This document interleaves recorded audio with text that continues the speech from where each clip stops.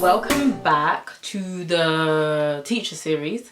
So just a range of videos to help out my fellow teachers whilst I'm still in education. I do not plan on doing this for the rest of my life. I really do not. Like I've said in the previous videos, this is the first year I've actually enjoyed teaching because I have moved from a mainstream school to a pro.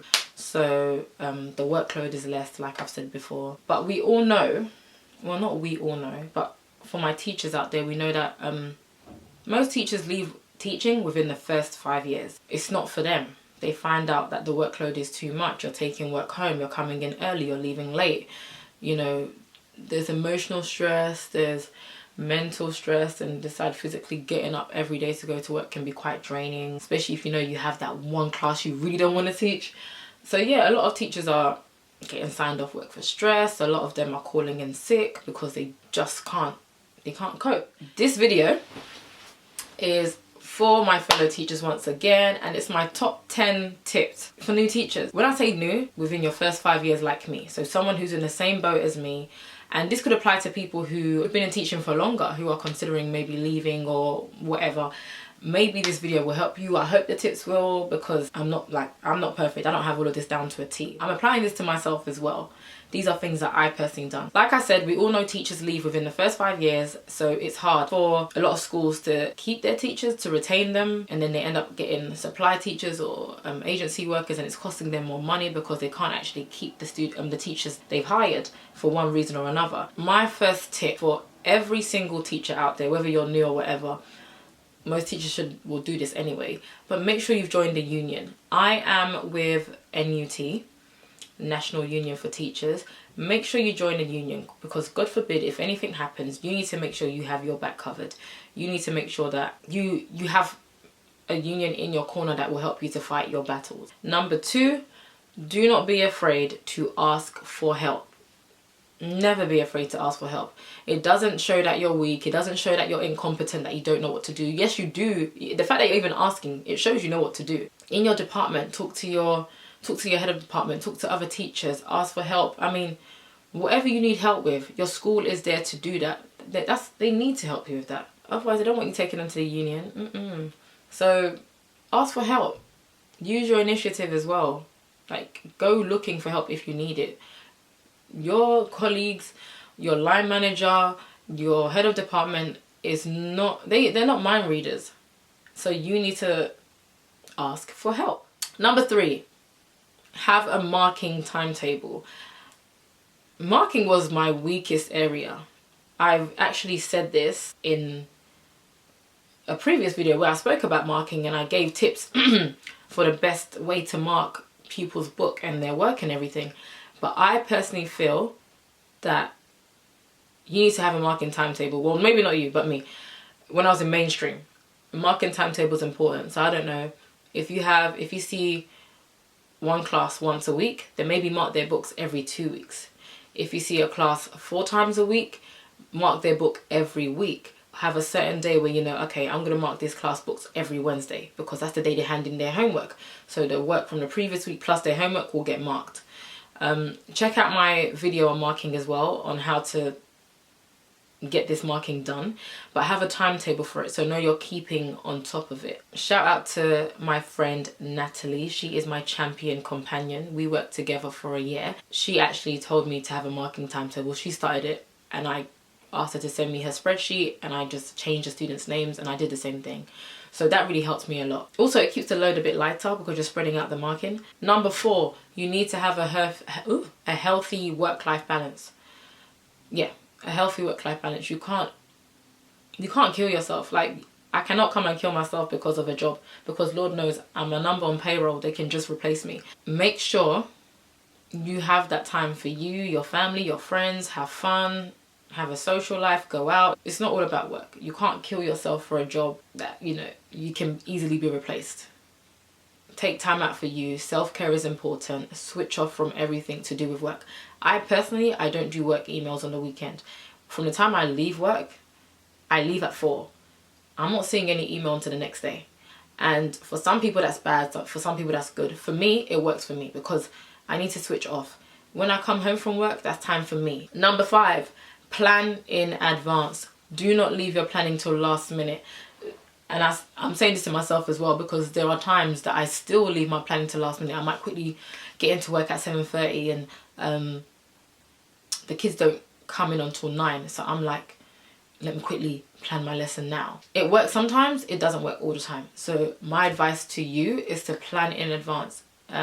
Use TES. A lot of people know about TES. Well, every teacher should, but use it. They have PowerPoints on there, they have worksheets, presentations, they have activities, everything on there that you can find. I mean, you can edit things depending on the needs of your student or what you're teaching.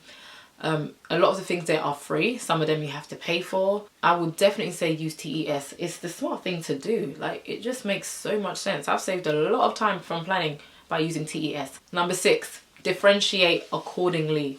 Please make sure you are differentiating to make sure the work is accessible to your students. That kind of takes time, but it's not always major. You might give the higher ability student an extension task, or it's not always necessarily more work. It might just be, the question might be worded. So maybe a middle ability just needs to describe, whereas a higher ability student needs to analyze something or evaluate something. That requires more effort. For students who are visually impaired, make the writing bigger. Make sure, on a worksheet, make sure they're seated at a good, at a good distance in front of the board or something. Students who need images to visualize what they're doing, put just random pictures on a worksheet. That might help them to trigger something in their mind to actually answer the questions or do the work properly. I'm not sure, but make sure you differentiate accordingly, according to the needs of the student, because it makes the work accessible. The students can actually do the work to a good standard and they won't get frustrated.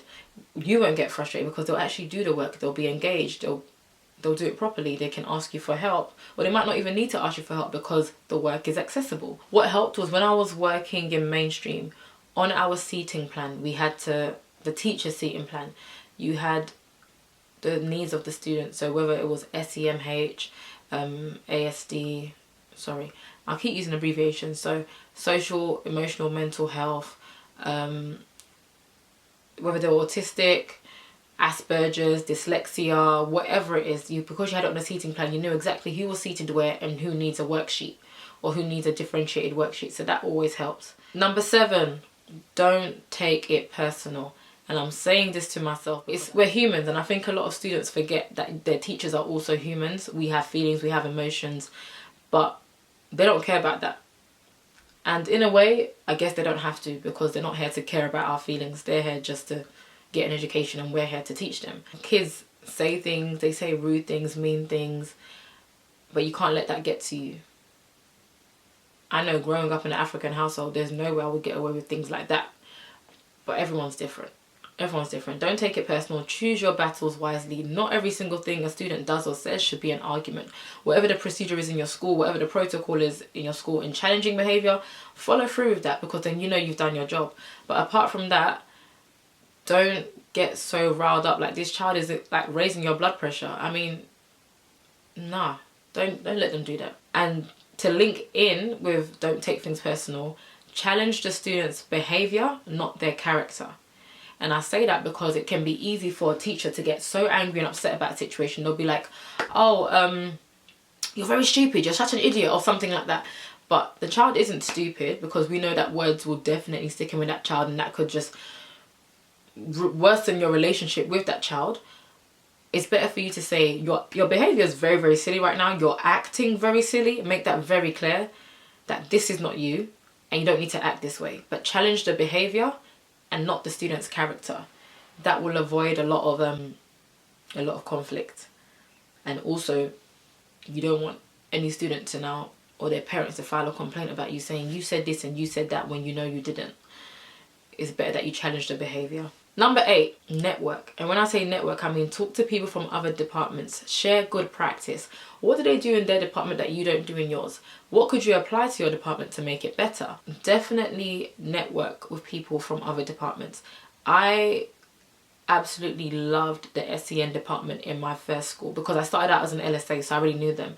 And the LSAs that were in my lessons, because I had a good relationship with them, they were so hands-on. LSAs are meant to be hands-on anyway, but I mean, They were so hands-on. Network with other departments, maths department, English department, drama, whatever. You never know what you could learn from them. And make use of your LSAs. The SEN department could help you out with a lot of things as well. Number 9. Once again, shout out to my champion companion, Natalie. She taught me this thing. So let me actually check. See free before me. See free before me. So what that means is that whenever a student wants to, oh, miss, I don't get it, I don't understand, or whatever, see 3 other students before you come and see me. What can you learn from someone else who maybe was paying attention or can explain something to you in a different way? See 3 before me, get help from someone else, and I will help you further if you really do not get it. But then it gets the students, it's a more student-led lesson, so there's less stress off you as a teacher. Last but not least, number 10. Oh my gosh, this is the most important, I think. Find a good school. Why did I even shout? Anyway, and I say this because even I'm going into my 6th academic year of teaching or of working in education, and I've learned that it's good to definitely stay in a school and be rooted, be grounded for a while, so it doesn't look like you're just on your CV like you're just hopping around everywhere. It shows that you can be a bit stable and stay somewhere, but you are not obligated to stay anywhere. I feel that as much as us as teachers, we are educators, we are here to help the next generation to do better and be better than us in every way possible, not just in a classroom, outside of the classroom. You are not obligated to stay at a school that you are unhappy, where you are unhappy. If you feel you're not getting the support that you need, if you feel you're not growing or progressing, you are not obligated to stay there. And do not become stagnant. Don't get too comfortable that you don't grow as a teacher or develop. But I will say, I stayed in a school. I stayed in a school for my first school for 3 years. I stayed there for 3 years because at least it shows that there is some type of loyalty there. I'm not just hopping around.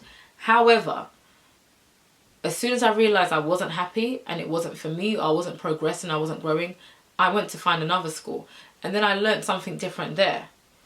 Once again, I wasn't happy there. I was going to leave teaching completely, and I was called to come into a PRU.